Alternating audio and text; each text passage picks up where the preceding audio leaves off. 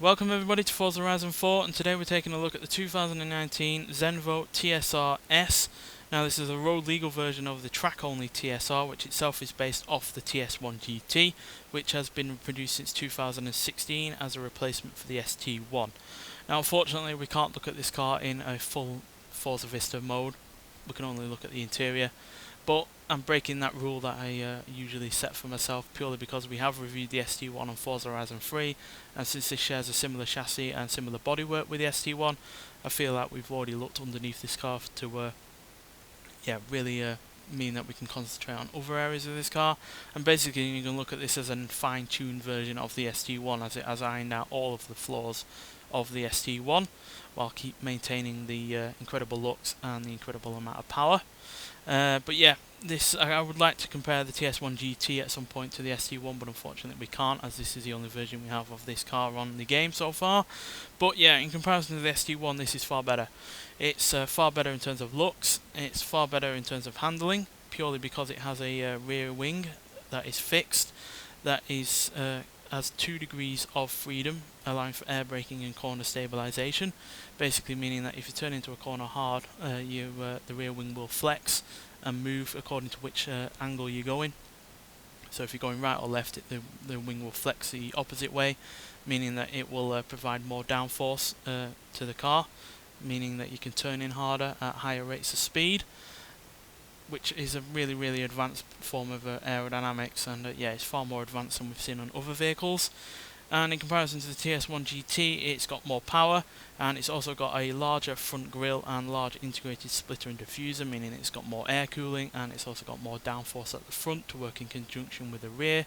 And yeah, it's got more power than the TS1 GT, like I just stated, at 1,177 horsepower, 811 pounds-feet of torque from a 5.8 litre twin supercharged V8 engine.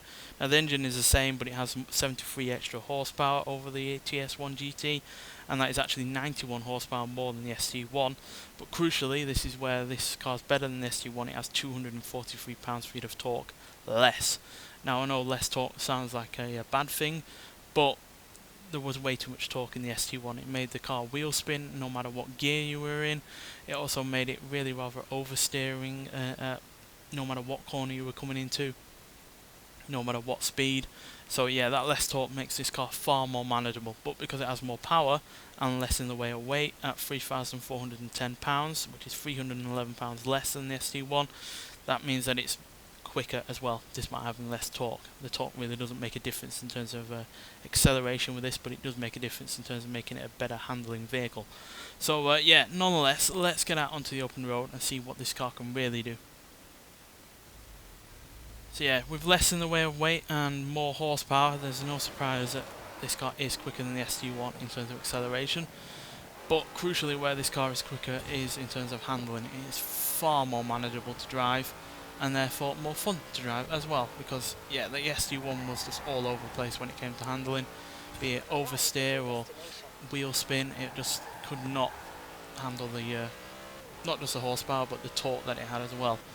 And yeah, they've done a wondrous job with not only reducing the engine size to reduce the torque, but also taking away the turbocharger, which means that it's got a more fluid, acceleration in terms of torque curve and horsepower as well. It now has just 2 superchargers, which not only give immediate power over any turbo, which sometimes have a little bit of lag, but it also means that the engine sounds better as well. And I'll let you listen to that just for a little bit.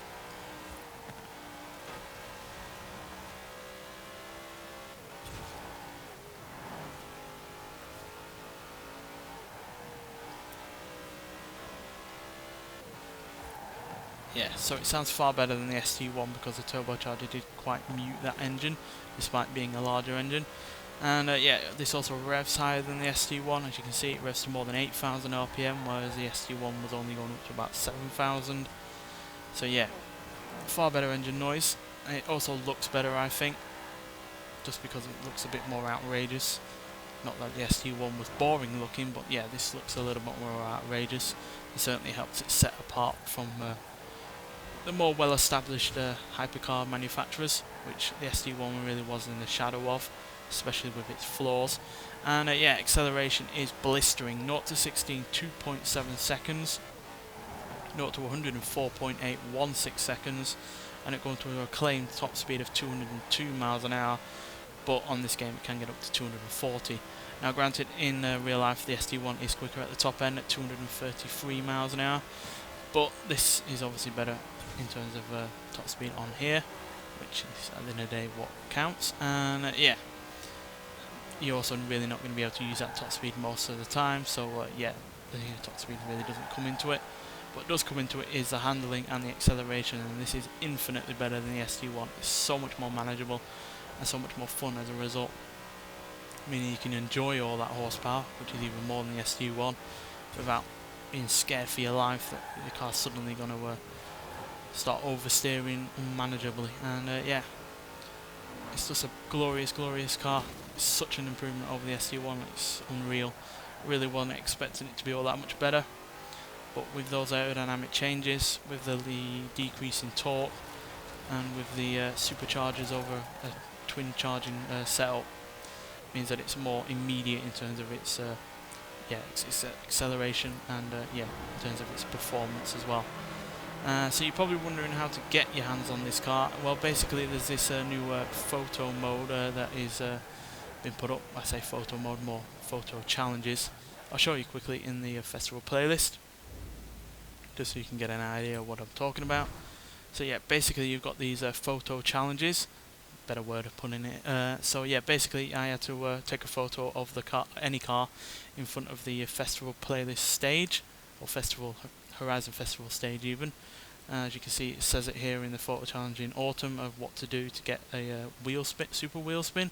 But yeah, you get this car by doing the photo challenge, which is easy peasy. You just have to go to the Horizon Festival, which you can fast travel to, and just take a photo of any car in front of the festival stage, and yeah, you get this car, and it's well worth getting, and you don't even have to do that much to get it either, because yeah, it's a glorious, glorious car. It's easily one of my favourite cars to have been added in the game by the festival playlist, and yeah, it's a massive improvement over the ST1, and yeah, it finally makes Zenvo a name to look out for in terms of the hypercar market, because yeah, this does put to shame the ST1, but it also puts to shame plenty of other hypercars out there that have, you know, been around a lot longer than these have. And yeah, it's a cracking car overall in a lot of ways.